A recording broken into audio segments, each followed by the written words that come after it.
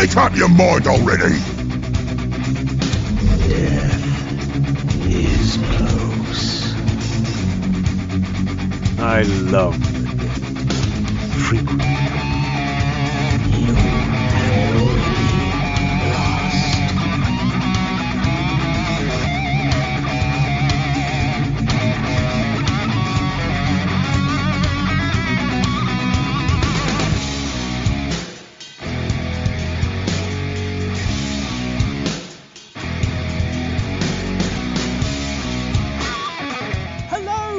Gentlemen, and welcome to a slightly off-kilter episode of the Fluffenhammer. I'm sure many of you know that there's big stuff going on at the moment. Once again, there has been some reveals. You know, we had a live show yesterday where there have been lots and lots of lovely stuff revealed.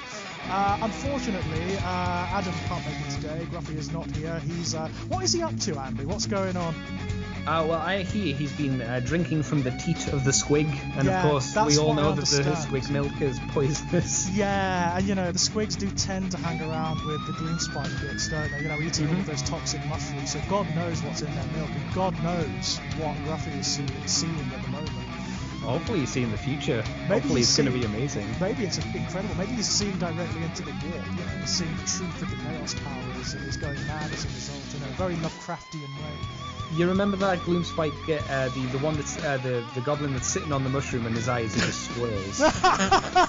That's Adam now, yeah? That's Adam on the toilet. Adam right now. So, yes, as I'm sure you've noticed, I have a guest co-host here today. Andy's with us once again. Andy, hello. Hello. Oh, man. I'm so pleased there's been another one of these shows. I'm really getting into this as a thing at the moment. I don't know about yourself. No, I enjoy doing it. Yeah, it's fun to talk about. For me, other than Transformers for a podcast, it breaks up the minutiae of a week where I go, it's more Transformers. I get to go, it's Warhammer as well. This is nice. Yeah. I mean, it's just, I found that it's become almost an event when I've got like a Saturday off and there's one of these live Twitch streams. It's just so much fun. For me, it broke up the day because as we were discussing before we came on, I'm working on lots of different things at the moment, and this gives me an excuse to sort of put pen down, just have a relax and watch what's going on in the world of the realms of AOS and the 40k universe and all ancillary realms. Oh, you got to watch the live stream live, did you? I did. Oh, nice. I do enjoy it. I do enjoy getting a bit of hobby time in. That's what I'm enjoying at the moment. Are you doing anything hobby-wise at the moment, by the way? No, I'm still. I was gonna go out and buy some white contrast paint this week, but I haven't gone to see my mate down in Durham, which usually takes me past the shops. Right. Actually, that's a lie. Last Saturday was the last time I was gonna do it. But then I was like, it's Saturday, I don't want to go near any shops, even though Corona's still going on. Yeah, I don't want to go into the shops on a Saturday because it's always the hell. So I'm like, no, I'll just wait. Yeah, so there are lots of multi-tiered reasons for not doing so.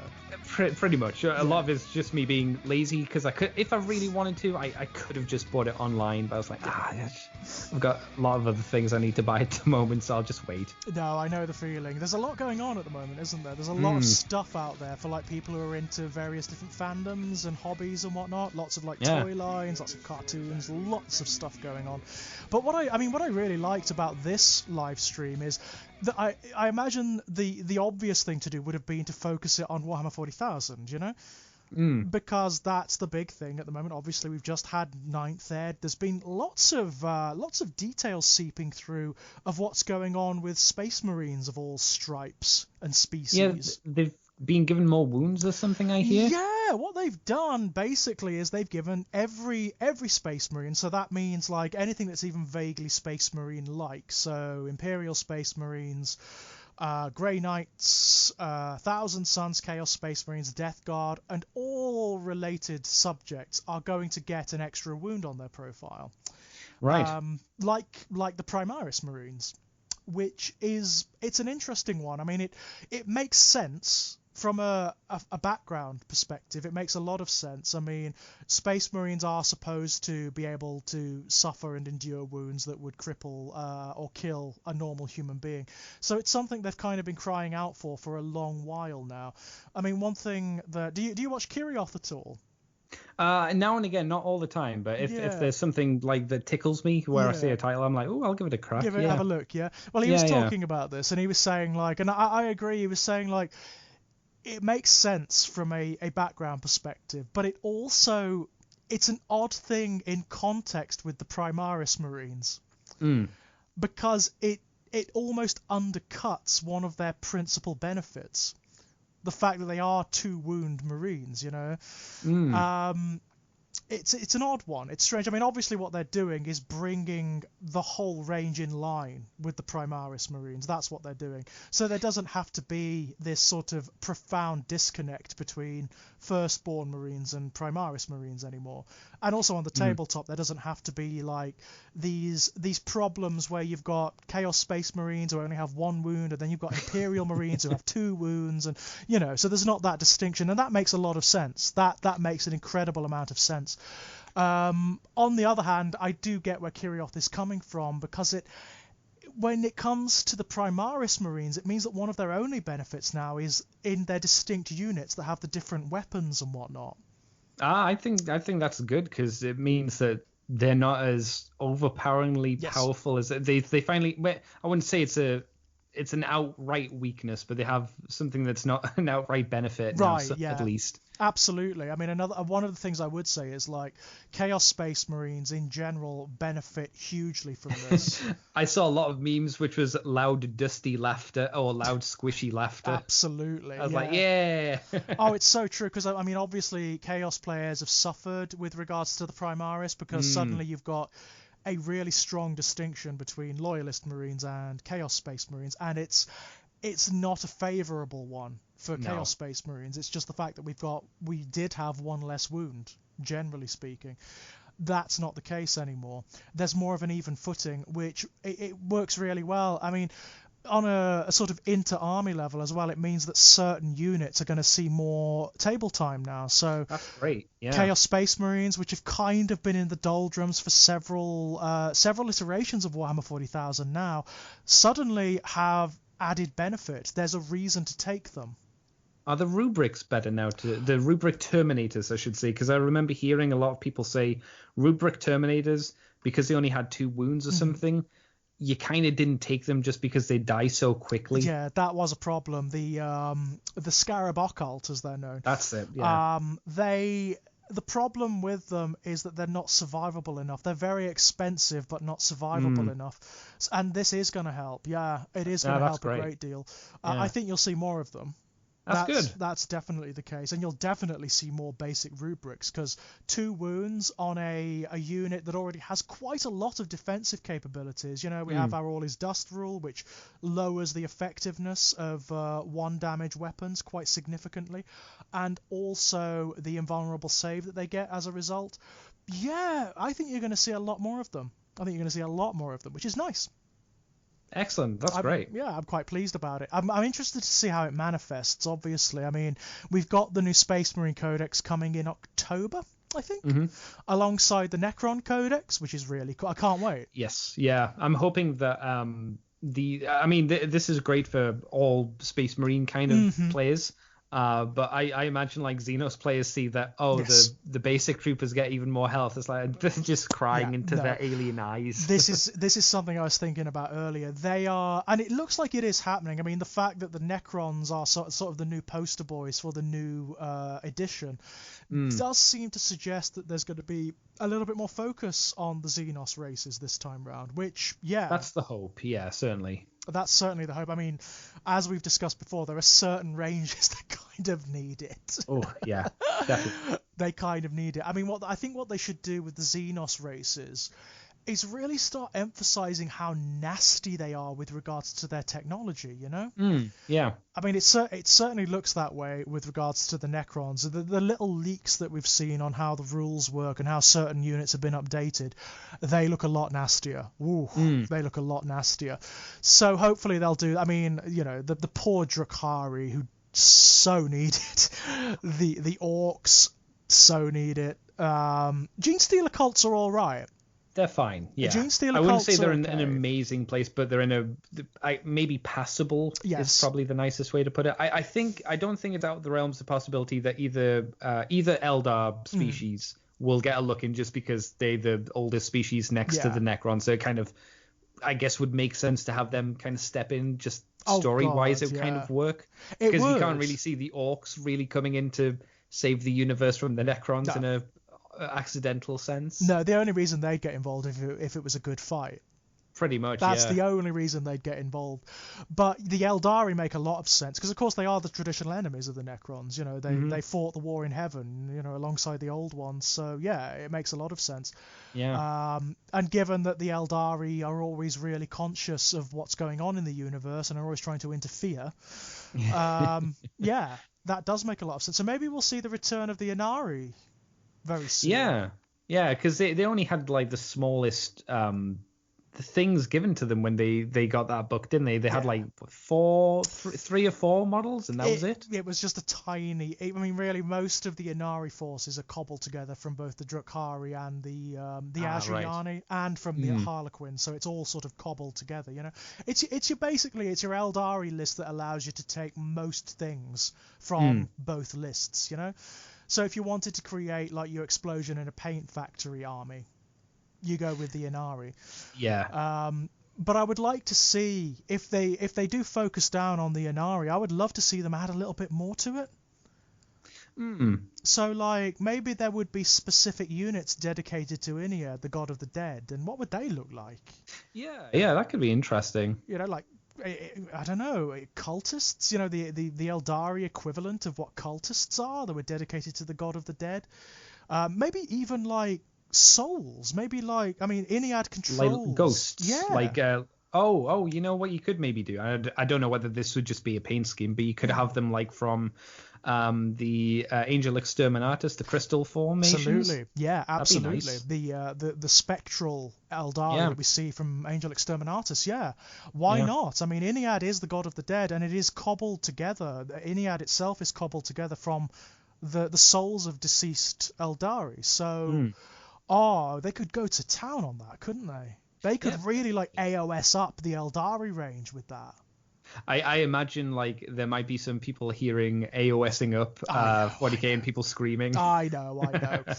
For my money, I'd love to see it. For me, I'd love to see it, but if it's an extra option, I think that would be good rather than a replacement. Oh yes, absolutely. I mean, one of the things they desperately need to do is replace pretty much the entire Azhuyani range, the Craftworld Eldar. Yeah. They need updating, like just hideously. If an army has units that were new when I first got into the hobby, like when I was 8, they need updating. Yeah. Consider that there will be some players who are younger than those models. It's right. The fact that there will be players who have had entire lifetimes in between the release of that model and now. It's like, that kind of needs a look. Yeah, that does need a look. And certain iconic units, you know, like the Avatar. The Avatar of Cain, which is iconic of the Eldari, that really does need to be. It needs to be brought up to the standard of the current greater demons. Oh, totally, yeah. Because scale of Nagash, stuff like that, easily, yeah. That's what it is. You know, it is essentially the Eldari equivalent of a greater demon, so it does need a little bit of that. I mean, I imagine we'll start seeing that stuff after Christmas, you know? If it's not already made and just sitting on a shelf, just waiting for a date to be unveiled. I mean, that's entirely possible. That's entirely possible. But yeah, I mean, this Twitch stream concentrated more on... There was more AOS stuff. There was a little bit more of... the ancillary game systems, which was nice. That was nice to see. I mean, one thing that I noticed when they started doing the Warhammer Underworld stuff. First of all, lovely to see some updates for that. Really lovely to see some updates for the Warhammer Underworld system, because it is quite popular. A lot of people play it, and there is a tendency for these slightly smaller game systems to have doldrums where there's no additions, there's no updates. But I noticed there's a really strong Slaanesh influence on this side of things. I can only assume the reason that it continues to get updates is because it does really well in tournaments. Yes, I think and so. It's what I think it's Warhammer Underworlds is one of their big tournament games that they like to push. So right. it completely makes sense to keep updating it, and it's like you say, it's really good that they can keep updating it because it means that the models that you bought aren't just for this one game that's now dead and doesn't exist anymore. Right. It also gives them one of those systems like Warcry, where they can test bed new designs and new models if they're going to do a wider range of them. I mean, what we've got for Warhammer Underworld here is a new edition. There's a new update, which is the Diachasm, which apparently features elven units of some description, so like shadowy elves of some description. Everything was covered up by shadow, so we didn't really get a good reveal. We've got the box art, and that's kind of about it. But also Slaneshi stuff, more Hedonites of Slanesh, which seem to be everywhere in this new reveal. Are you talking about the Shadow and Pain set? No, or are you talking I'm talking about the Diachasm. The Diachasm calls. There is actually a Slanesh influence. Apparently, that's those are the two factions that we're going to get in it. It's going to be the very vaguely defined Shadow Elves. And by the way, the fact that there are so many of these shadowy elves about, there is a new book in production that's going to be the opposite of the Lumineth, that's for the Ulgu elves, the elves of Malarion. Yes, yeah, this feels like a test bed for It's so models. obvious. It's so obvious. And they're going to be like the shadow and darkness equivalent of the Lumineth, yeah? Yeah. But it also feels like, because of the sheer amount of Slaneshi stuff that's being released to counteract them, it looks like there may be an updated Hedonites book somewhere down the line. Maybe I don't know, because obviously the Underworlds it's its own little thing. So when we've had like orcs and goblins released, it hasn't always been the case that there's been a big release of them as well. It's just been like there was the Flesh Eater Court kind of set of ghouls, which I thought looked really bad myself. It was just neither here nor there. And it didn't really push the Flesh Eater Courts outside of Underworlds, because we only got the Archregent before that. So I think it was just more of an inclusion into the faction of Underworlds rather than a new push. And I think with the reveal of Shadow and Pain, it suggests that we're not going to, like, those to me, that these box set games from Age of Sigmar are more of an update rather than we're getting new stuff that's coming, because Carrion Empire, for instance, was an update for Skaven and Flesh Eater Courts, and then there was the Elves one with the other. So it's more of here's one model and a few extra rules. I think you're right. I think what we're going to get is an update to things like the Hedonites, and in this instance, when we're talking about what's the box set called? Shadow and Pain. Yeah. It's obviously an update to the Hedonites of Slanesh and to the Blood Brides of Cain. Yeah. But it also looks like this box set is going to move the story on a little bit further. So there's a campaign book apparently that comes with it. There's a campaign book which is just called Morathai, which looks really cool. It looks like what it's going to do is move things on quite significantly for the elven races. From what the blurb we've been given and the pictures that you can see on the Warhammer community website, which are in the video, it looks like this is going to move on the relationship between all of the different elven races. So the Idoneth, the Lumineth, the Blood Brides, and maybe the Shadow Elves of whatever they're going to be called. Hopefully, at minimum, they'll get talked about a little bit. Teased, perhaps. Yeah, but I'd like more, obviously, but, Also, it looks like it's going to revolve around the status of Slanesh. Yes, because finally. there's a great bit of artwork on the Warhammer community website that shows you Slanesh in its prison in the null space between Ulgu and Heish, and the chains are breaking. Yeah, it's almost an update to the one we got from the core rulebook, I think it was, where he was all chained. This one, like you say, the sky's darkened. We've got bolts of energy hitting him, which I assume are then to restrain him a little bit more. I think what they are, they metaphorically represent the broken chains. Ah, right. I wasn't sure if they were either his power escaping or they were the elves trying to restrain him using more, I guess, conventional means rather than these mythical chains. Possibly. But if you look, it looks like there's only like 2 or 3 actual chains left. There are not many. Like 3. Yeah. There are not many, and also in this picture, Slaanesh is much more defined than it was before. It's got much more shape. So maybe we're drawing to that point where Slaanesh is actually in the background going to break free again. Yeah, it's great. I mean, it's been teased for a long time. Long time. I mean, they moved it on with the Hedonites book. There's a great section in the Hedonites book where it talks about Slaanesh. Because did you know about the chains that bind Slaanesh? Yes, yeah, you mentioned it on a previous podcast. Yeah, the causality chains. Yeah, they're chains of paradox, basically. Yeah, paradox, that's it. So the only way of breaking them is by bringing about impossible circumstances, or circumstances that are so unlikely as to seem impossible. The thing is, Slaanesh is a god. So Slaanesh actually can bring about or orchestrate events so that paradoxes and contradictions occur. So there are not many left. Slaanesh has effectively broken many of the chains, and there are not that many left. So, and it also looks like, from what the blurb has told us, there's a lot of conflict between the different elven races, like internecine political conflict. So what's going to be the cause of that? I imagine Morathai is going to have something to do with it. Oh, surely, yeah. You know, she is a bit of a disruptive influence, isn't she? You know? And again, there's gorgeous artwork of Morathai. She seems to be writhing in like a big cauldron of cane. Oh, that one's a great picture. I hope that one becomes available for one of the lithograph poster prints that you can get.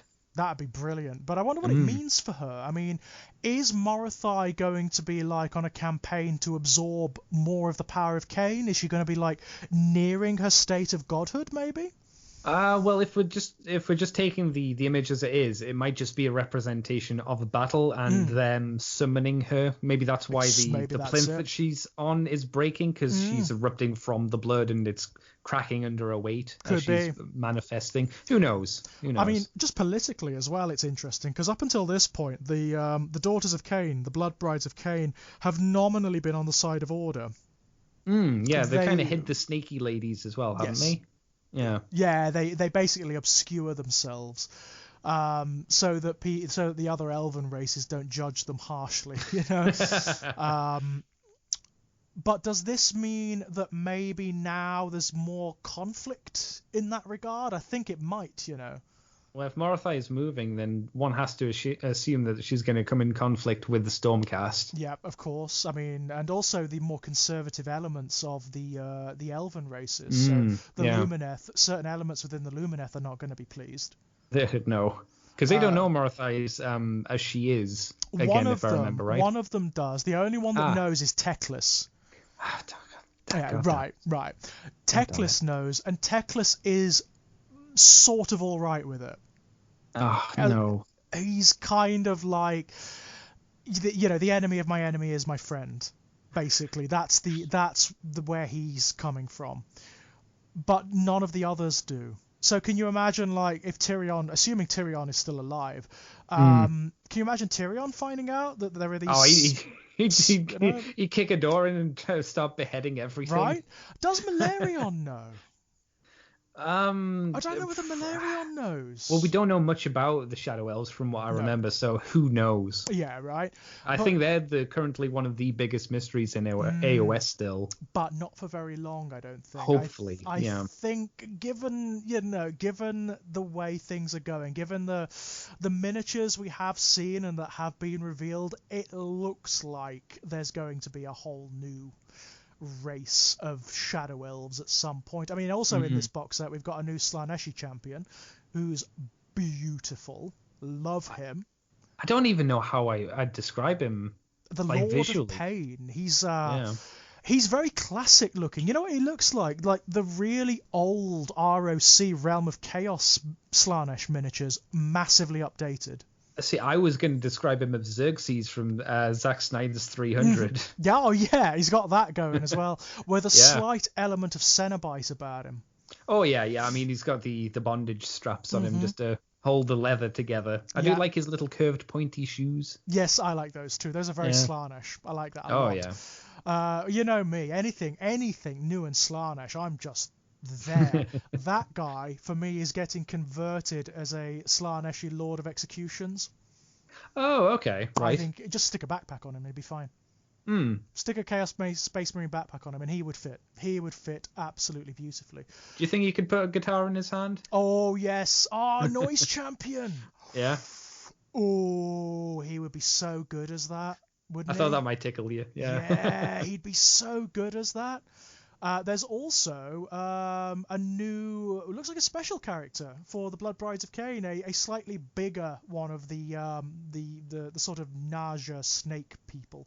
Yeah. Who's very but she's gorgeous. got one of the death masks on, like the witch elf variants. She does. I wonder what she is. I wonder what the blurb is for her. I like her very much, whatever she is. I mean, this box set is a must for me because it's just all Slaaneshi conversion material.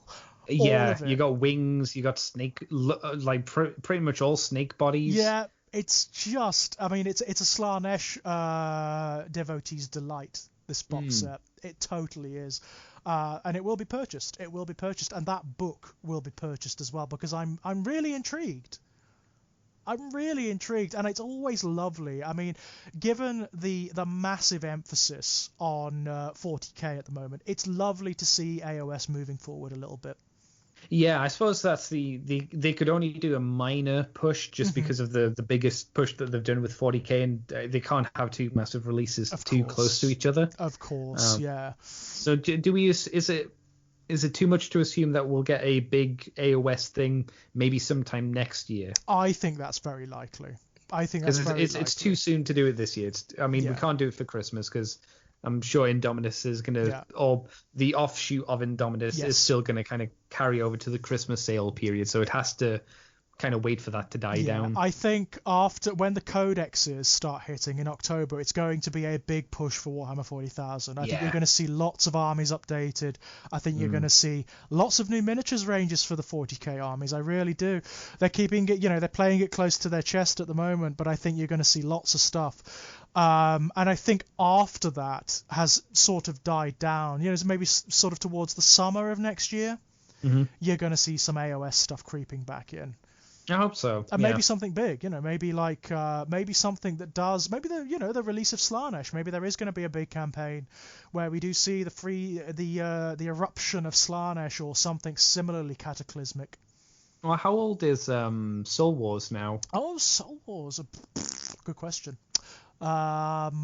Very good question. Trying to obviously get a guess of when the next, maybe not the big one. Yeah. If it's not the big one, you need a middling kind of something release. To just move it on, prevent it from becoming stagnant. Yeah, I know exactly what you mean. Maybe not Soul Wars, but you need that in between Soul Wars and Soul and Pain, because Soul and Pain feels like a 0.5 push. Yes, it does. We'll call it. It's a small one, isn't it? It's not. It's not as cataclysmic as Soul Wars. It's not going to like literally invert the polarity of the realms like Soul Wars did. You're not going to get like the whole topography of a realm changing like you did in Soul Wars, and the rules of magic changing. That ain't going to happen. But yeah, I mean, maybe that's what they're going to do. Maybe as the 40k thing is steamrollering, they're going to just release these little smaller campaign boxes, that just update things, add little things in, and just minorly change what's going on in the mortal realms. And that's fine. That's cool. Sure, yeah. As long as you don't let it stagnate, because that's what happened before, and we can't do that again. No, I mean, speaking of test miniatures, I mean, I'm sure were Adam here, he would talk about this. The Chameleon. Oh yeah, he loves the Chameleon. Oh, he is so cool. That Chameleon miniature is so cool. Are they testing and teasing, like trying to test the waters for the Seraphon here? Well, again, because the Chameleon seems to be an Underworld thing, it's going to be part of a warband. So whether it is a testing or whether it is just to get the Seraphon into Underworld, I don't know. But the Seraphon needs something because, again, that's a range that hasn't had anything since AOS kicked off at all. Long before that, since the early days of 8th edition Fantasy Battle. If you told me the only Slan you could buy was the metal one, I would believe you. at this point. Yeah, it's true. Yeah, Is that the only slam? Yeah, the last. Unless you count Lord Croak, and even that was metal. Oh God. So yeah, I was joking. No, it's true. It's true. Oh. Most of the core miniatures for the Seraphon are old metal miniatures that are now cast in vine cast or plastic. Oh. Yep. The vast majority. Gross. Vast majority. They do need a bit of an update, do the Seraphon. And if they're going to take them down this route, where they look a bit more like realistic lizards... Yeah, well, obviously this is... I guess this would be a skink of some sort. I'd assume so. I think it's safe to assume that there'll probably be some Stantosauruses in there as like your primary pushes. Yeah. Because I can't imagine they'll just be a skink force. Oh be a no, bit lame. I can't imagine that. I'm sure there would be like a heavy hitter in there. Yeah. It's like a Saurus warrior of some description, maybe. Unless they go crazy and it's mainly skinks and one Croxagore. maybe. That could be fun. I love the frog in his belt. Yes, yeah, that's great. It's his quiver. It's great. A lovely little detail. So the arrows obviously are poison. That's a lovely visual way of representing that. Yeah. Yeah, totally. Very cool. Love it. I'm more annoyed that we only saw him. Yeah. I wanted to see more because we didn't get to see what was in the core box. But then this random tease of a small box which is either coming with this edition of the thing or come out beforehand. How did you take it? Did you see it as a Diachasm release or did you see it as a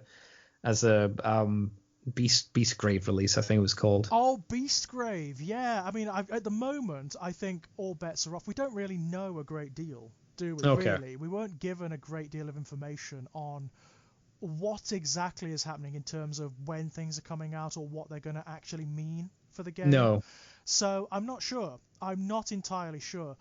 But it's fascinating. I don't know what it means. I don't know what what it implies for the game. But it is interesting. And I'm glad. Yeah. It's lovely to see, as I said, that they are actually updating these ranges. You know, these the other game systems.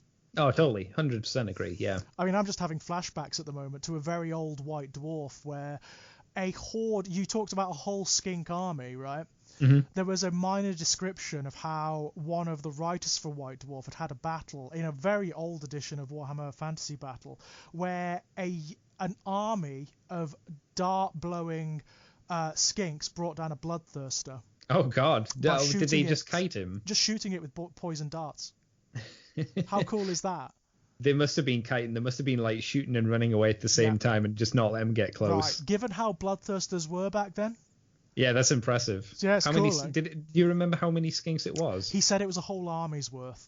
Ooh, that could be a lot. That would be a lot of skinks. It would have had to have been. For a bloodthirster back then, it would have had to have been, I'm telling you.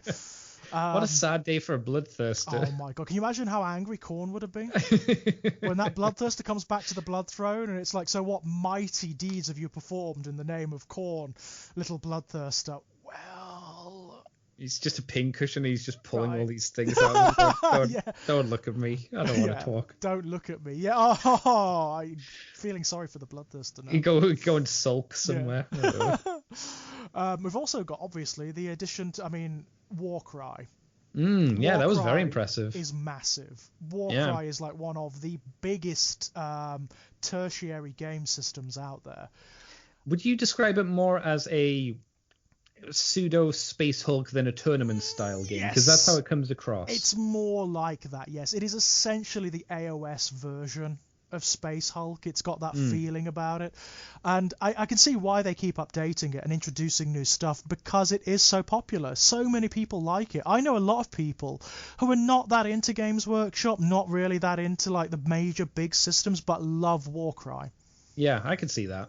It's very metal. It's very heavy metal. It's very metal, and it's got such variety and character. I mean, the miniatures, because they're such small war bands, they can concentrate on making every single miniature a character.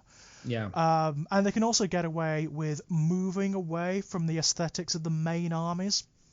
Yeah, make them a bit more unique, kind of expand the culture, I suppose. Yeah, and that's what's been happening largely with Warcry, and this new edition looks like it's just going to be carrying that on. It's a new edition called Catacombs, which has, we've seen these guys before, but there are more of them now, these shadowy elves. lots more of the shadowy elves coming through. Have we seen these before? Oh yeah. Some of these miniatures were they were shown in one of the previous Twitch streams. Oh god, I can't remember this at all. Yeah, not all of them. Not Right. all of them, but some of them. That weird, slightly serpentine sorceress one, she was shown, because we were speculating that maybe it's a Slaneshi thing, and because the silhouette looked so Slaneshi, but Yeah. it's not. It's actually a shadow elf, and as we were saying before, this gives you such a good idea of how they're going to take the shadow elves aesthetically. Yeah, because they do still have the snake one and the more female ones do still have the aesthetic of the Morathai blood brides. They do. But then they instead of like hard serpent features, like you say, it's gone for more of I guess it's kind of a wispy, ghostly serpent body. They're kind instead. of like the inversions of the Lumineth, aren't they? You know how the Lumineth have retained some physicality, so they look like elves. They do look like elves, but there is, with the Lumineth, you've got that slightly ethereal quality where there's light and stuff coming off of them. Here it's all shadow. Parts of their bodies and parts of their clothing are dematerializing. They're becoming vaporous. Yeah, it gives a really good motion to them, kind of just being wispy all the time. Yeah, I love it, actually. Myself, I think it's gorgeous. There are some of them that look like there's going to be some sincere crossover with the Blood Brides. Yes, definitely. Yeah. Like, one of them looks like a witch elf, doesn't it? It looks just like a witch elf with the mask and the whip and everything. But it still has that shadowy thing going on as well. Yeah, I guess it shows that even though the brides are dark elves, they haven't gone over to or they've kept their physical form. Yeah. And not all of them have when they've gone over to being a shadow elf. I mean, I do wonder what they're going to do with them in that regard in terms of background, because the Lumineth, although they look like elves, there's a lot going on underneath the surface, you know? Underneath the giant cow hats. Underneath the giant cow hats, exactly. In terms of like the metaphysics of them, how they work, the Ideneth are the same, you know, the Ideneth are exactly the same.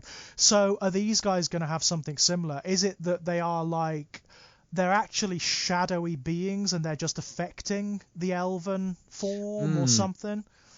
I don't know. It's hard to say because it looks like it's only their clothing, apart from the more serpentine main character one, which has the legs that have turned into it seems like it's only the clothes that are kind of misty, so maybe it's more of a clothing effect rather than a physical effect on the actual elf themselves. Maybe I don't know. so. I mean, we won't find out until there's an actual dedicated battle tome, like an Of army course. book for them, and I think there will be. It makes a lot of sense for that to be developed, because the Lumineth have just come out, you know? Yeah. And the Lumineth are kind of the opposite. So it makes a lot of sense. And they are one of the few races that really need it in AOS. You know, they're in the background all the time. There's always references to Malerion and to Ulgu and the elves that live there, but we haven't seen anything of them. So we kind of need that. Alongside them, we've got the Scions of Flame, who look to be another one of the Chaos tribes by the looks of them. Yes. But manifesting in a very weird way. They obviously worship chaos in some fiery, destructive aspect. That's very clear. And they are absolutely gorgeous. Yeah, there seems to be a lot of Eastern design aesthetics chosen here. A lot of Oni-esque looks to them. Definitely. They've gone nuts on sculpting like the more ethereal or motive aspects. So the fire that's coming off of them, it looks like it is actually moving. It's really gorgeous. Oh, yeah. Really gorgeous. I'm looking forward to seeing the background for these guys and how they actually function. I particularly like the there's a I don't know whether she's like a sorceress or something, but she's holding a stave that looks like it has a brand on it. Yeah, I see the one you're talking about. I like her. I think she's great. And the guy with the fiery face mask who is totally on fire. Yes. Now has he set himself on fire, or is he manifesting the flames? I'm not sure. I don't know, but he looks great. He looks absolutely stunning. This is what you were talking about earlier, where they can just go nuts with inventiveness in Warcry. It's not really beholden to any particular aesthetic. If they have an idea, they can run with it. They can explore it. And if it catches on, then they can elaborate it into a full army or introduce it into one of the existing armies, yeah? Yeah. I do love that. I love that very much. I mean, the leader model, what is clearly the leader model with the big double-handed sword. Flamberge? Flamberge, that's exactly what it is. That's exactly what it is. I think of it as Dark Souls. Yes, I think of it as the Soul Reaver sword. Oh, yeah, I can see that. Yeah. He's amazing. Yeah, he's great. Yeah. I can see lots of Chaos Space Marine conversions going on there. I can see lots of Warriors of Chaos conversions going on. Yeah, easily. You could get away with storm casting him up a little bit. He could be a sorcerer as well if you manage to reposition the hands a little bit. You could get away with it, definitely. But yeah, Warcry just goes from strength to strength. It really does. It seems that every new edition, it just introduces something new and dynamic and interesting to the game. Love it to bits. I mean, I do personally find it hard myself to find a warband that has a line of models where I like all of them. Yeah. I think aesthetically they're very interesting, but I have yet to find one that's drawn me in and be like, this is the one I want to pick up. This is the one that you want. Yeah, because there's like 3 or 4 in this set that I think are like amazing, and then there are other ones, the more basic humans, shall we call them? The hangers on. Just like, yeah, they're fine. Yeah. Like the guy who's got like the firebomb, he's fine. They're functional, aren't they? They're functional. Yeah. Basically, they're functional. Yeah, that's the thing. I'm waiting for that one to just hook me and go, boom, that's the one. The entire range is brilliant, and I want them all. Yeah. I will say I really like the Catacombs map, like this fiery, lava-y level with doors. So the doors make me obviously think of Hero Quest, of course. Yes, absolutely. I mean, that map looks like it would be fun in lots of game systems, actually. Yeah, you could use it in Silver Tower, I suppose, if that's still being supported. Which I don't know if it is. I don't know if it is at this point. But it's probably not with the RPG coming out or came out or on the way out. Of course. No, I doubt it is. It is at this point. But yeah, I mean, it could be doubled up for the various different game systems. It's a lovely looking thing. It looks like a lot of fun to play over. But yeah, I mean, we also had one of the first things they introduced, the Horus Heresy. There's actually a new. It's still going. Who knew? Yeah, right. So a new book. Have you read or handled one of these big Crusade books? No, I've always been tempted to buy one, but it's always like secondhand eBay and they're like silly bunny. So I'm like, they're lots of money. I've got I can't remember what book it is, but it's the one that details the War of Prospero. Oh yeah, that was the one I was interested in. Obviously, it is so good. It looks it. I can't. There's so much detail in it. It is like the complete war. Detailed on a historical level. Every encounter, every little bit of friction, every war, every little encounter in that war is detailed in this story. It is incredible. Yeah. It takes a while to get through. There's a lot of information in there. I love the fact that it looks like the paper's on scroll as well, because it has like a tea-stained look to it, doesn't it? It does. Yeah, and they introduce a lot of ambiguity as well. I mean, I found reading it is that it details so much of what was going on Prospero at the time. So it's not just the Thousand Sons, it's the people of Prospero and how they are reacting to what's going on in the wider Imperium and how they feel about Magnus's censure at the Council of Nicaea. Oh, would you say it's a good supplement to the actual book Prospero Burns? Because it sounded like it. Oh yeah, it just lends a little bit more depth and flavour to the whole thing, and you get to see, frankly, what complete and utter bastards the Space Wolves were during that war. No, they were the good guys, George. They did nothing wrong. Yeah. Maleficarum, blah blah blah. We don't have psychic powers. The civilian population of Prospero. A lot of whom don't have psychic powers. Yeah. They were very, very bad indeed. Very bad indeed. It's a great book, and this is the new one, which details it's the Thramas Crusade. So the part of the background that deals with a large war between the Dark Angels and the Night Lords. So whereabouts does this take place in terms of the series, the book series? So this is towards the end. This is whilst the Solar Wars are occurring, basically, and the Dark Angels are making their way from. They're making their way from the Ultramar system because they've just broken free of the Ruin Storm, which has kept the Ultramar system secluded from wider space for God knows how long, and they are hurtling towards Terra, trying to reach it as the siege of Terra is happening, and they're waylaid along the way by the Night Lords.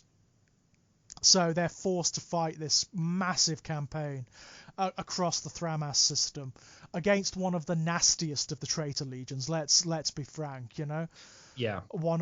In many ways, they're the ideological opposites of the Dark Angels. You know, at this time in the Dark Angels' history, they're all about martial nobility and knightly orders and this kind of thing. You know, they've got this sense of honor about them, whereas the Night Lords don't.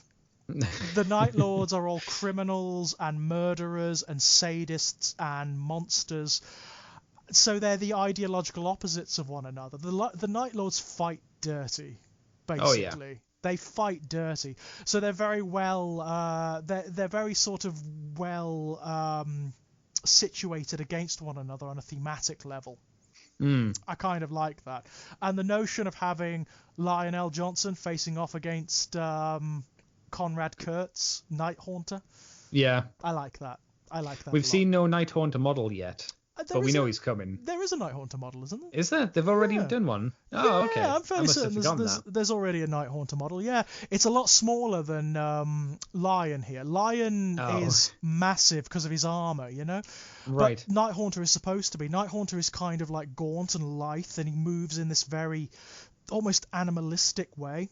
The way he's described in the background is he can move like a shadow. You know, despite the fact that obviously he's a Primarch, so he's massive, he can move so you don't see him. Sure, yeah. He's also tough as nails. There's a point in the Unremembered Empire portion of the Horus Heresy where it talks about the little Imperium that Robert Gilman sets up in the Ultramar system. Night Haunter is there. He's basically come along in one of the Dark Angel ships, and he faces off at one point against Sanguinius, Lionel Johnson, and Robert Gilman all together, and he holds his own. He's a tough Primarch, Night Haunter, largely because he's so vicious, you know? He's got no notion of restraint or of honor or of fighting in a particular way. He does what he needs to do to win. I suppose it also helps that he already knows how he's going to die, so he can kind of fight without restraint in that aspect as well. That's another thing. He's also got precognitive abilities, so he can see strikes before they come, you know? He's a nasty piece of work, is Night Haunter. So seeing Lionel Johnson go up against him would be quite fun. And I've always liked Night Haunter anyway. Anything involving the Night Lords is fun insofar as I'm concerned. Oh, yeah. But obviously they've got a new miniatures range. Both the Dark Angels and the Night Lords have new Terminators and new miniatures added into their range. The Night Lords Terminators, the Contakar Terminators. What a great name. I know, right? They are something else. Yeah, they've taken it up a notch. I'm guessing because these are, I assume Forge World, that these will be resin boys, right? Yes, I'm assuming they're going to be resin. I'm still shocked to see anything Horus Heresy or Forge World at this point, since it felt like they were kind of slowly killing off both the Horus Heresy and Forge World for the longest time. It did feel that way. I mean, it is, in terms of like the background, it's definitely running down. I mean, the Black Library are definitely running it down, because after the Solar Wars, it's done. It's finished, you know. But no, it does look like they're going for almost like a completionist angle on it. You know, they're going to do every crusade. They're going to update every army that's involved. And it's, I can see these Terminators turning up in Warhammer 40,000 games a lot. Oh yeah, I mean, if you have like a Night Haunter army, a Night Lord's army, there's no reason why you wouldn't be using these. They're just too nice. They're just too good, aren't they? They're brilliant. Yeah. They've really encapsulated what the Night Lords are about. They look sadistic. You know, there's a slightly sort of butcher-esque feeling about them, which is glorious, absolutely glorious. That's what the Night Lords have always needed, you know, a bit of elaboration. And the Dark Angels, of course, they have their own Terminators who are kind of the opposite. They're all sort of angelic and knightly and have got lots of ornamentation on them, which is kind of cool. It's kind of fun. Sure, yeah, definitely. But yeah, it looks like if you're into your Horus Heresy stuff, I mean, I would love that book. I would love it, but they are so expensive. I bet you'd like all 9 books. I would. Oh, if I start collecting them, that would be a mistake. That would be a mistake. First of all, there's lots of them. Second of all, they're massive. They are ginormous books. And third of all, they're really expensive. You know, I can't afford them. I can only imagine the only affordable way to get these will be when the Horus Heresy series dies, and then a few years later, and when people then want to sell them. Yeah. That's the only way I can imagine it. When it's almost like started to fade from the popular consciousness, maybe. Yes. Yeah. Maybe they'll come down in price. Or it'll go up in price because it becomes a more rarer item that only the obscure fans would be interested in at that point, maybe. That's entirely possible. They go like the ROC way, yeah? Yeah, exactly. It's entirely possible. Also, I mean, an update to one of my favourite of the game systems, Necromunda. Necromunda. I mean, what is your position on Necromunda, Andy? Where are you situated with it? I don't have very fond feelings towards it. I look at it as them having some very interesting models, but it always felt, I mean, this is for people who love 2000 AD.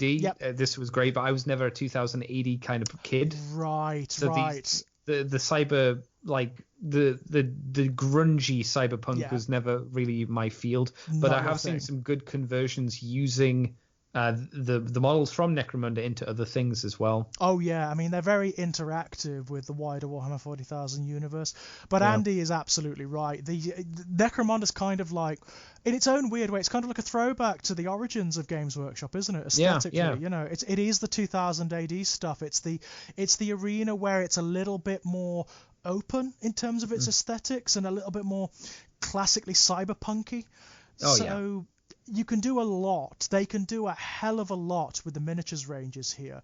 And boy, have they. This House of Iron is a new update, basically, which reintroduces one of the classic households, which is House Orlok, which are one of the more technologically advanced of the households.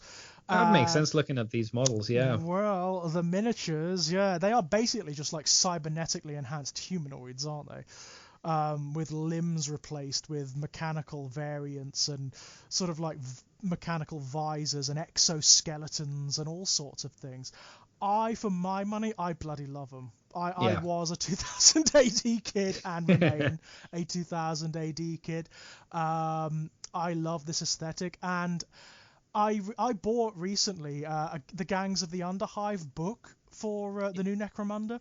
And is that a book or a game book? It's a game book. It's a game book, but it's got tons of background in it. It's really dense, really thick, got loads of background in it. And for me, in terms of the aesthetics of the game, it just does it for me. I love it. I love that dirty cyberpunky thing that it has going on, where Necromunda is a really dystopian setting where the technology is very advanced, but it's also slightly patched together. Yes, yeah. You know, I love that to bits. And Necromunda is the place where you can do that. And these new miniatures just emphasize it to the nth degree. They're beautiful. They're absolutely stunning examples of what you can do. I hope that the new version of Necromunda sort of carries on, you know? I hope they keep updating it. I hope that they keep introducing new miniatures into it. I know for a fact the ones that were Adam here, I could sort of hear the soul of Adam, you know, echoing through the warp. He would be going nuts over the cybernetic dogs. Yeah, they are very cute for what they are. Cute. Well, you know, they're good boys being given a new lease on life. Right. I mean, I wouldn't want to pet them. I would, as long as the like safety protocols were engaged. Right, so they're restrained, basically. Yeah, or they're on recharge. They're and in just standby mode, plugged in somewhere. Yeah, exactly. Yeah, I mean, they're brilliant miniatures. I mean, actually, the cybernetically enhanced dogs have been in the system for God knows how long. They were in the original version of Necromunda way back when the box set came with cardboard scenery. Back in day. Way back when. But Yeah. these things, God, the update to them is just incredible. Have they done all of the houses in Clan Center, or are there still some that have yet to be touched? It's one of those things where they've done most of the major houses have got a miniatures range, basically. Okay. Most of the major houses, but the thing is, the houses are so diverse because they all have like subcults and sub-gangs attached to them. Right. So they can just keep going with them. Not only that, there are other households. They've set up the background so that there are the major households, the ones that are legendary, that sort of control everything on Necromunda. Then there are lots of tertiary households, lots of little households. Some of them are splinter households, some of them are entirely their own or forgotten households. Yeah.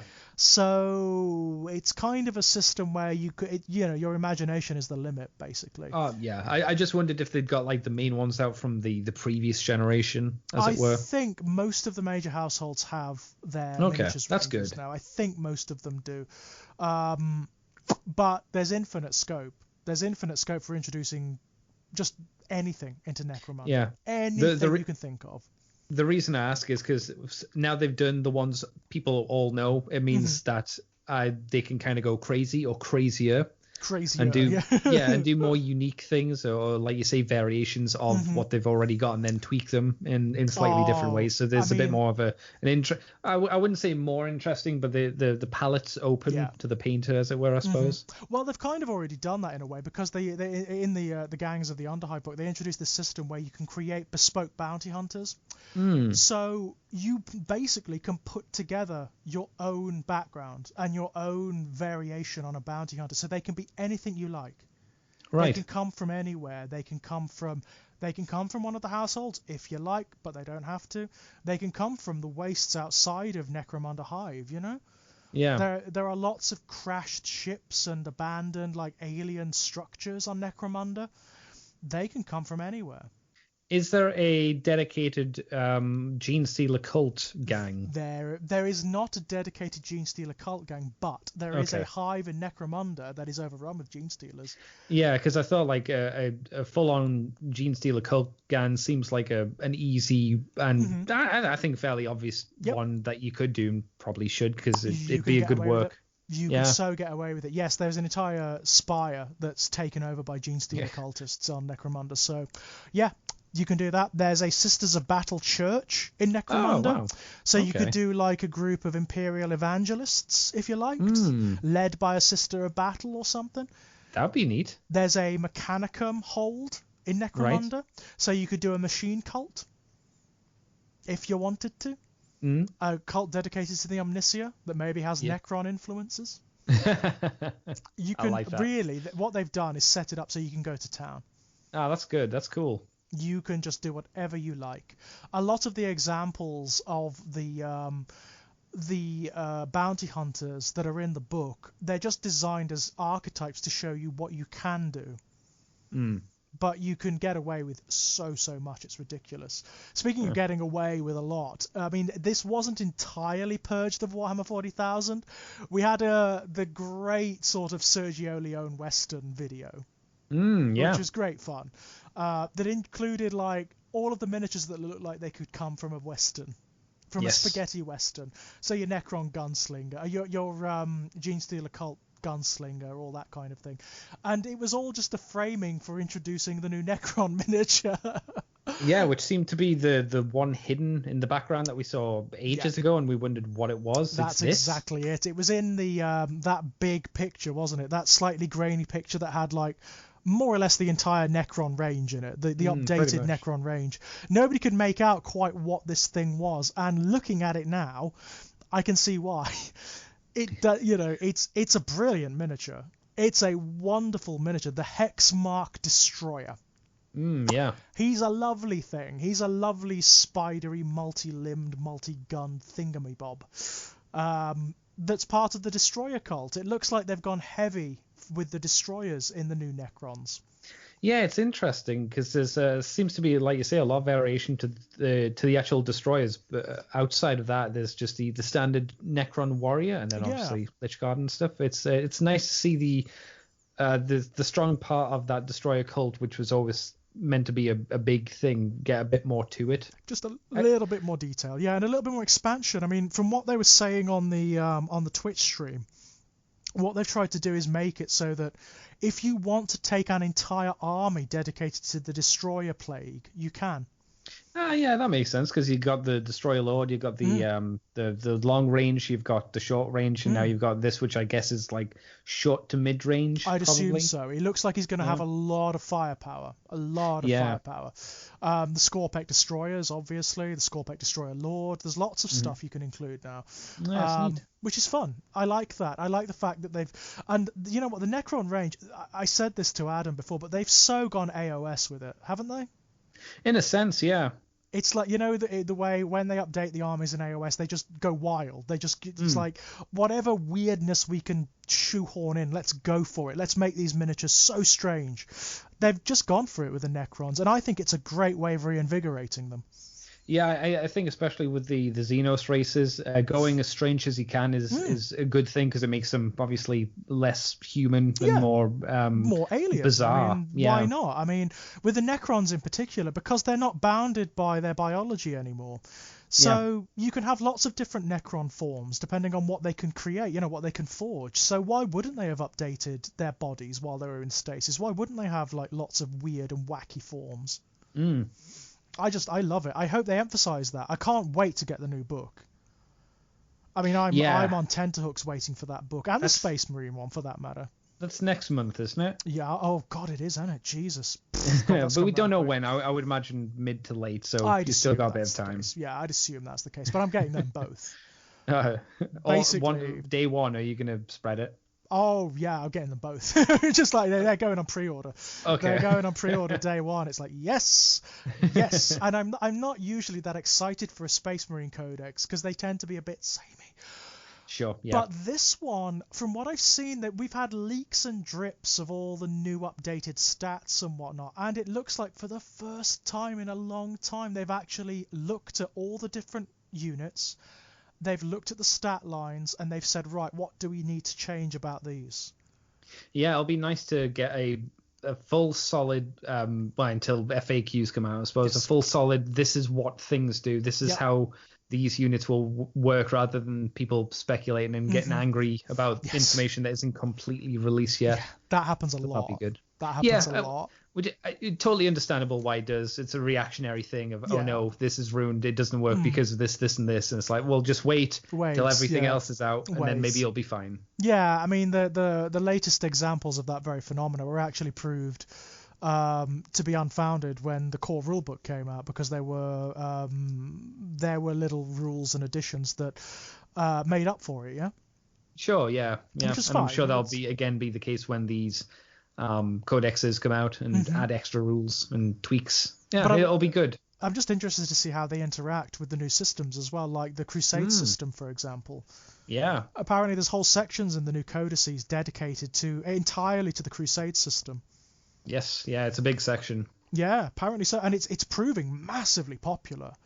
The scuttlebutt, like the whispers underground on the internet, the Crusade system is doing remarkably well. Ah, good. People like it. This is what people have been waiting for. There hasn't been a dedicated like campaign or even like minor RPG system in Warhammer 40,000 for years and years, but there has been in AOS. Yeah. What was it? Bound for Glory? That's what it's called? Is it Battle for Glory? I think it's something like that. Something for Glory. Something like that. It's named after the same system that was in the Realms of Chaos books way back in first edition. Oh, geez. Okay. Yeah, it's that same system basically, just updated. But now we've got it in 40k, so you can play like these narrative campaigns and interlinked battles, and and you can update your army based on that. Yeah, get yourself a D&D game, but with 40k sort of. God, it's great fun. I mean, it's exactly what I've been wanting from the game for years. Quite totally. Frankly, it's the narrative that drives me to it. Actually, it's probably more Shadow of the Horned Rat, I suppose, because it was the same idea in a lot of ways. And probably just as brutal in a lot of ways as well. Probably in many respects. But yeah, it's exciting stuff. I mean, most of this Twitch stream, it's more teasers than anything else. You know, it's small updates to what's going on in the game systems, little looks at what's happening, what might be happening later on. But it was fun. It was nice. I'm enjoying the phenomena of it myself in this, you know, quite fraught world that we're in at the moment. It's kind of nice to have these little oases. Yeah, definitely. It's a nice. It's what the hobby should be. It's what the hobby should be. It's sort of providing a release for all of that, and I'm hoping that's what people are taking from it. I really do. Yeah. If you're not enjoying it, then take a break. Oh God, I wouldn't say leave. I'd always say just take a break and step back. If it's then a come source back of later. stress, just step back from it. And I mean that's part of the problem, isn't it? The big thing with this kind of hobby has always been time.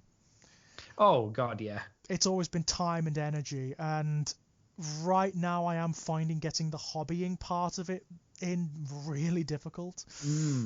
Just because there's so many other things going on. Most of my spare time is dedicated to other stuff, you know. Yes. But when I do it, you know what I find? I find it acts as a release valve. I find that when I sit down and do a bit of painting, a bit of like converting or whatever, it just releases tension. Yeah, that's good. You know, and I'm hoping that's what it's doing for other people out there too. Definitely, yeah. But I think have we covered everything now, Andy? I think so. Yeah, the only things I suppose we didn't cover are the scenery for 40k, which is like we've seen it, and then there's the mission pack, and there's another mission pack, Chapter and that's approved. about it. I mean, that's fun. Again, it's showing you where 40k is going. It's showing you that you know, they're really going hard on this dynamic system thing.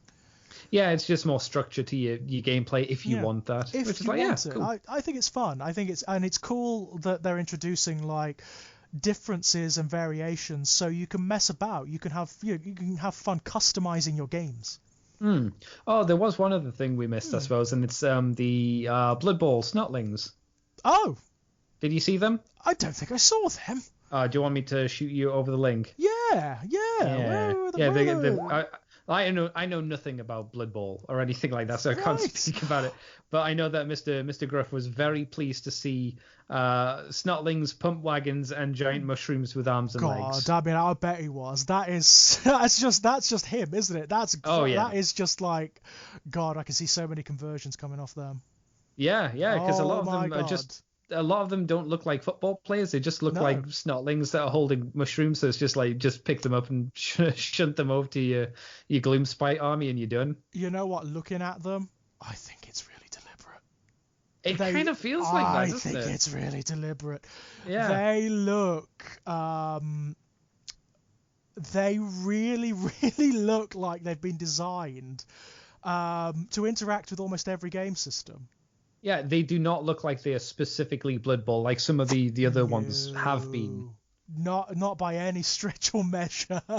The only one that does is the one right at the bottom, which is the, I guess, troll holding the snotling or the goblin. That's the only one. Everything else is its own thing. I love the snotling on the round cloud ball thing. What is that? I've no idea, but it's fun. You know what the face on that reminds me of? It reminds me of something from Cuphead. Oh God! I love that animation style. Love that game. Yeah, that slightly exaggerated thing going on. Yeah, pretty much. Slightly cartoony. Yeah. Yeah, I mean that fits the snotlings and whatnot. It just fits them perfectly, doesn't it? I'm also really impressed that they've managed to squeeze a pump wagon onto such a small base. Right? That's a tiny base. Yeah. And it's just kind of creeping over the edges in a lot of ways. Big elaborate machine, you know? Yeah. Very clever. Very clever. No, they're a good range. They look like lots of fun. They've gone heavy for the comedy. Oh, totally. Which is, snotlings. It's the only way to go, yeah. Absolutely, it's snotlings. I imagine there's going to be explosions when they hit. There's going to be like Warhammer 40,000 orc conversions. There's going to be Gloomspite Gits. I mean, there's going to be tons. There's going to be tons of the damn things. The fact that there's so many mushrooms in this set I mean, if you're a Gloom Spy player, I mean, this is just get it. Yeah. Come on, this is a conversion kit for you, basically. Totally. Yeah. Yeah, it's lovely. I mean, again, it's lovely to see them paying attention to Blood Bowl because again, it's really popular. People are really loving Blood Bowl at the moment. Yeah, it's interesting to see that all the ancillary games basically it isn't like it was back in our day where you got one box and it's like, if you're lucky, we'll give you an update or two, and then the game's dropped forever. The stuff is being supported. Constantly, which is great. It's so much fun. I'm so pleased they're doing it. This is 2 thumbs way up for me. Yeah. I was really pleased with this reveal, this Twitch stream. I really enjoyed it. I had a lot of fun with it, and I'm really looking forward to what it suggests. To when the campaigns start hitting, to when the miniatures ranges really start hitting. I'm looking forward to it. It looks like it's going to be a strong year up to Christmas for old GW. Yeah, hopefully that's the case. I mean, obviously they'll do something around Christmas time because they always do. Oh yeah. No idea what it'll be, something 40k based perhaps to fit in with what's been happening. I mean, that would be the safe business move, just because 40k is the most popular and most lucrative. It would make sense to do something for that then. Makes sense. I guess it really depends on how close we are to getting the schedule back on track, or closer to being back on track since COVID hit and kind of threw it off the rails. I think that's going to be a big wobbly factor at the moment that we're going to have to kind of. It won't matter too much for us as it does for the company itself. No, of course. I mean, I find myself wondering how many miniatures ranges and how many releases are there. They're just there waiting for the time to be released or to be shipped. Yeah, and are we going to double up and get more than we should do in 1 week or month? Just because, again, it's trying to sort itself out for 2021, or if it's just going to settle into, okay, this is just how it's going now, and everything has been pushed back, and it's just how it's going to be. You just get used to it. Yeah, who knows? Only the boys at the company know, I suppose. But I gotta say, coping well. They are coping well. This is a great way of including people in on the process. Yeah. And it's a good way to finally be like, oh, hey, people who like our games, we're actually listening and showing you things, and we're not behind the doors. We actually do have an internet presence now. Yeah, exactly. Believe it or not, we do. But yeah, exciting stuff. Andy, is there anything you want before we leave? Is there anything you want to pimp out? Just if you want to find me, you can find me talking about Transformers and other kind of stuff, I suppose, on my podcast, which is the Moonbase 2 podcast.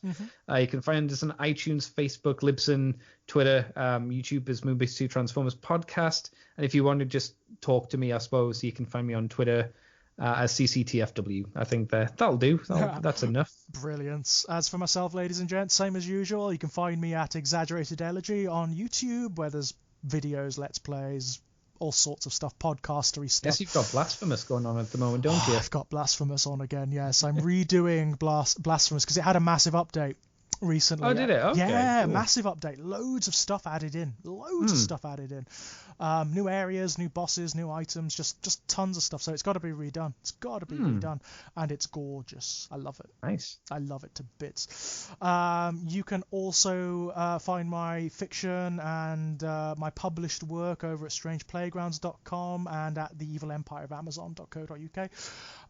You can also come and have a chat with me if you fancy it over at Enigmatic Elegy on Twitter. I think that's it. With that, Andy, thanks so much for coming on and having a chat with us. No worries. Thank you for bringing me on board again. Always a pleasure. Hopefully next time, guys, we'll also have Adam with us if he's recovered from his mushroom-inspired visions and whatnot. We shall see. Until then, my loves. Bye-bye. Bye. Yeah.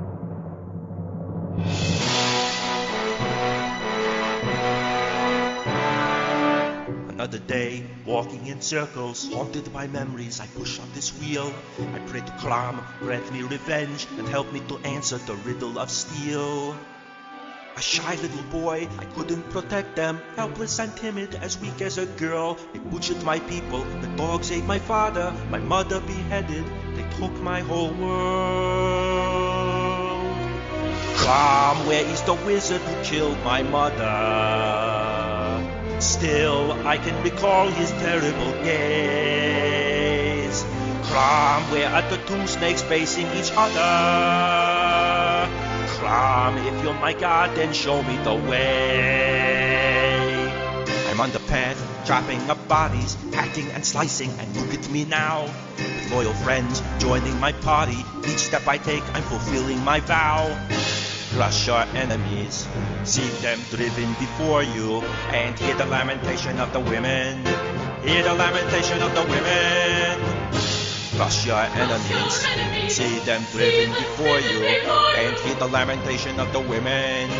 Hear the lamentation of the women. Come, show me the wizard who killed my mother. True, I've never prayed to you before. Still, what would I give if you could help me see this through? And if you do not listen, then the hell with you. Crom, where are the two snakes facing each other? Crom, if you're my god, then show me the way.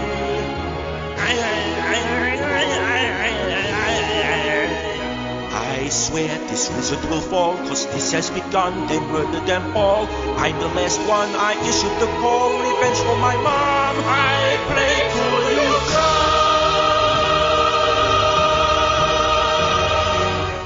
come. Crush your enemies, see them driven before you, and hear the lamentation of the women.